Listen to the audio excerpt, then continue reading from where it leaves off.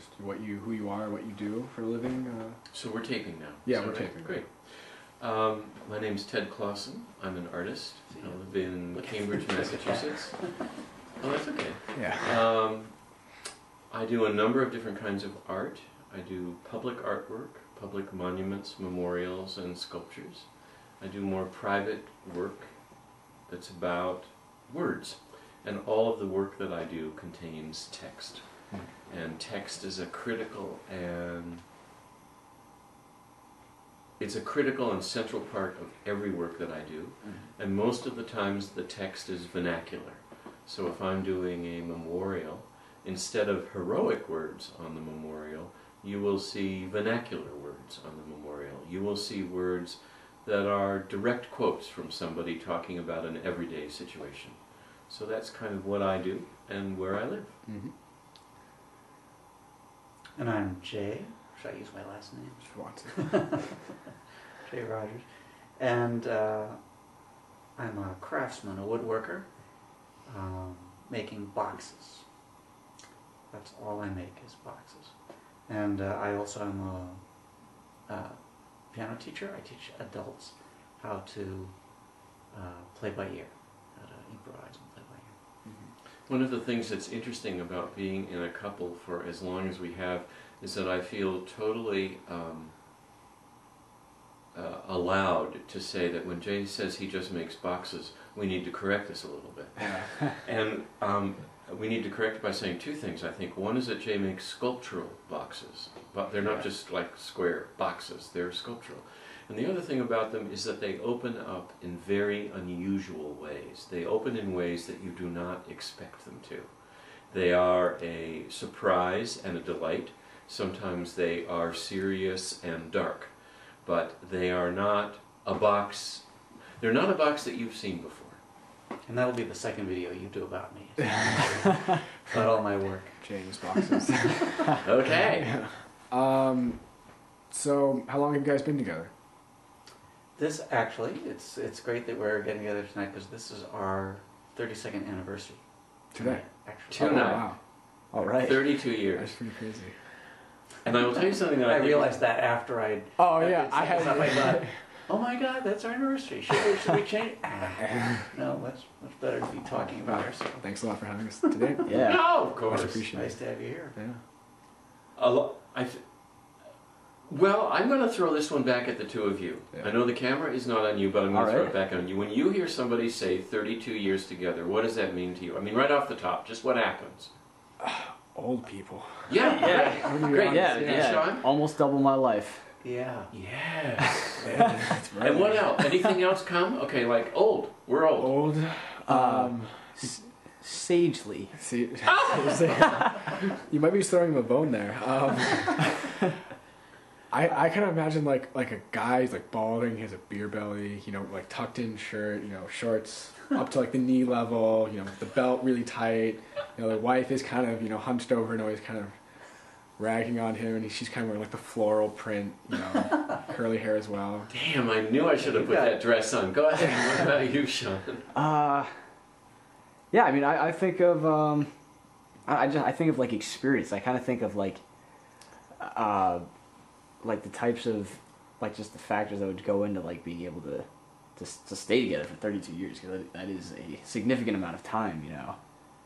I don't know if I'll be able to stay with anyone for that long. We'll see. Yeah. Well, the reason that I asked you that was because often when someone asks us or asks me, well, how long have you been with your partner? I'll say 31, 32 years.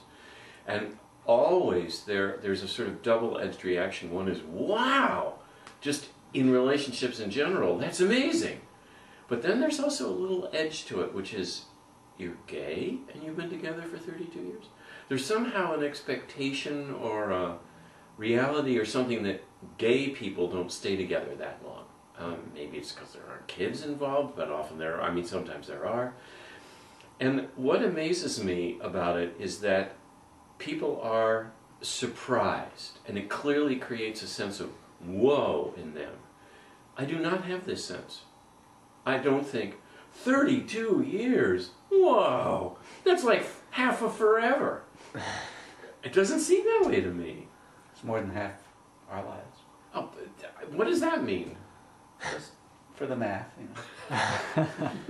All I mean to say is that it doesn't seem long, and it certainly doesn't seem short. Yeah.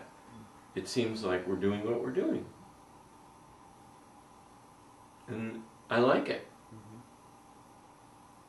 Yeah, I think part of it too is that one, at least in terms of the gay couple being together for 32 years, I don't think people ever see images of older gay people.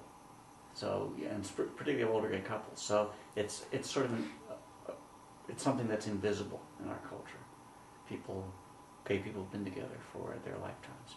They're out there, but that's not what's on TV or in People magazine or wherever you happen to come across gay people in the culture. So. And why do you think that is?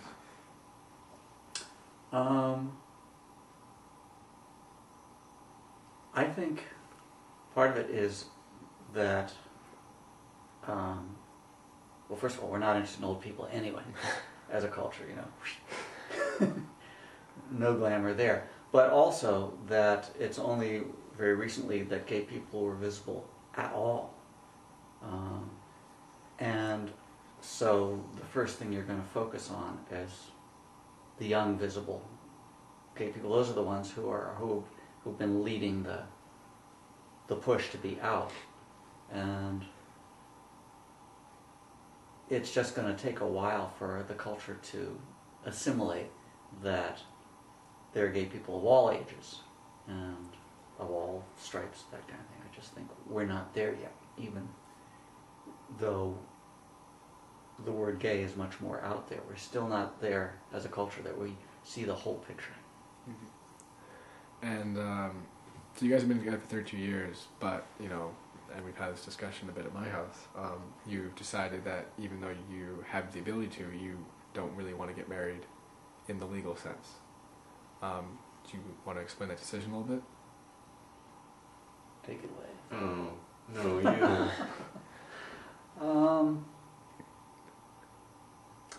I think it's probably different for each of us, but for me, number one, I never pictured that I would be married. So it's not something I ever wanted. It's not something I ever sort of built into my dreams, so that now that I can finally be married, I would want to fit it in.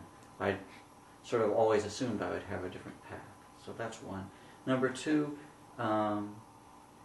there's a point in the trajectory of a relationship together where when you're building a relationship where you really want to consolidate it, sort of after a few years, 3 or 4 years. That's the great time to get married, when you're just sort of, you're sailing into your relationship together. You know, when you suddenly discover after 29 years that you can get married, it's sort of like, well, so what? It's too late. That boat is sailing. We're way beyond that. So that's part of it. And then the third thing is that it's actually, legally it doesn't help anything, because you can't get